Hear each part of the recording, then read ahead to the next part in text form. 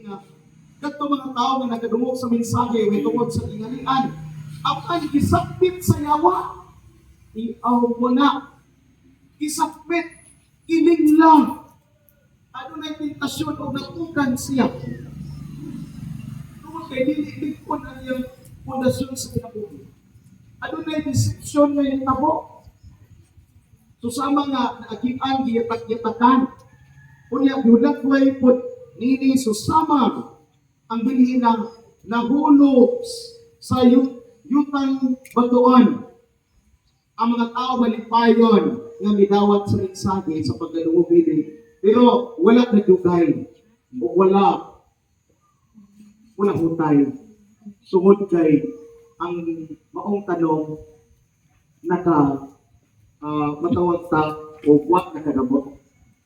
Sa ato pa ang panawagan sa Hesus Kristo nag-awhag na to ang kaseryoso diha sa pagdawat sa pulong na kinahanglan patuhupon na to ni sa atong kasignasan. Ang kahigugmaon na to pag-attend diha sa atong mga cluster pag-ambit sa pulong sa Diyos kay di man chika ang atong prayer meeting ang mahimong cluster dili man chika kundi ang nasintro na mahitungod diha sa pulo sa Diyos. Kung mao gani lang gamit ta ngayon natandog ko sa pulo.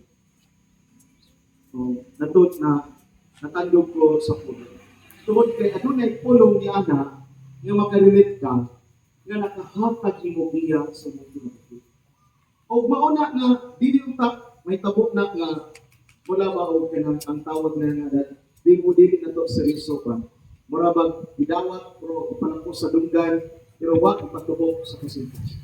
Kunang susamang pulong nasudya sa mga batuon o ano na po'y hulagway ini ikatulong bakin nga susama ang binhi hulog nila sa sampinet sagutan kailan pag sampinet o karang mga kasagutan ba o sa may mga lagway na to kanang matukob dili makagabot kayo karang siguro malubo diha sa mais o kuban pa sa samaan na mga kita kada natulogan din ng mga pipi-pipi ikusog man ng tatay ini gitawag pag mga balinsuri kanang tunog ko na iton kusog mo mudagan nga sakot apil mga kusog na mga kuan nga mga sakot na tukor o kuban pa mo na ibalagway sa sampinet so sama na kumaagi na gigamit sa Hesus Kristo nga adunay ubang mga tao nga ilang kinabuhi na ano malaka ug ang gugma nga nalubos sa madihaan ng gugma iaw na tanaw na itabo kita sa doon pangitabo sa atong politika karon ako din lang kumatin mo gusto ko pero masakitan sa ilog na nagkaguliyan ano sa guliyan na naman nakain sa pagtuhat sa mga butang kita iuna ang kagalingon hitanaw na lumos sa mga bahandian nun. Kani itawag ko World Trade Agreement. Gikuha ang alayan nga dili kuhaon nga dili iyaha. Tuno po ito masakripisyo ang dagang mga tao. Padayong maglisod. Mga sapili. Mga sapili. Nga wala makatubo o tanong. O mauling ningon ang atong Jesucristo susama ang gugma sa bahandi. Kaya lumos ka. There's nothing wrong with kanang atong bahandi. As long as kining atong bahandi ikuha sa sakto nga pamaagi o kining tanan makapasidumog diha sa Dios. Mao gani na St. Ignatius o Loyola bigamit sa mga puno ang tanan nga anaan nimo inis kalibutan. Maayo kay natag na sa Ginoo. Basta makapaduol na nimo sa Ginoo. Ikaw mo na. So adunay mga sampilit diha sa tungkol sa tagsang kinabuhi. Kung usahay malumos, tungkol kay maoning atong panantaw sa kinabuhi ang kalibutan ng nakalipay. Pero gipahinumduman pa. Nana. Na ining tanan lumalabay lamang kami. Ining tanan ingon ta bantis o bantis. Pwede mo biyahan ng tanan.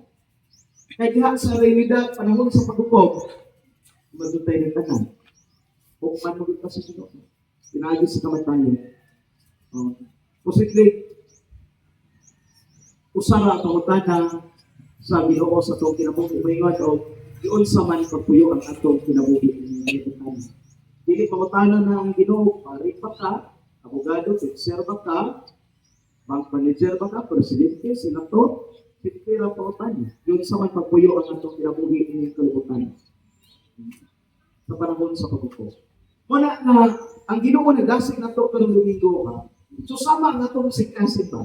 Kung nagipugasan sa binhi, ang pagdawat sa kulong sa Diyos. Anaan kita, resipted kita, dahil mo fertile suwenta. Pugasanan. Mutubok ba? Na ang pagdawat na hikmakon sa mensahe sa Diyos, ato kita magtubo spiritually. Ato kita magalahutay o magbungag tagantos tag 60 o tag 30 matod pa sa Ebanghelyo. O kini ang mga mensahe sa Diyos na nagahatag ka na ito pagkanao na di nga lamang sa Ginoo diyan ang pagkahan sa pagkinabuhi uban sa bigugmaon sa pagpaminaw sa puno sa Diyos may itong assurance on forward na maangkon na ito ang kinabuhi walay katapusan. Palibog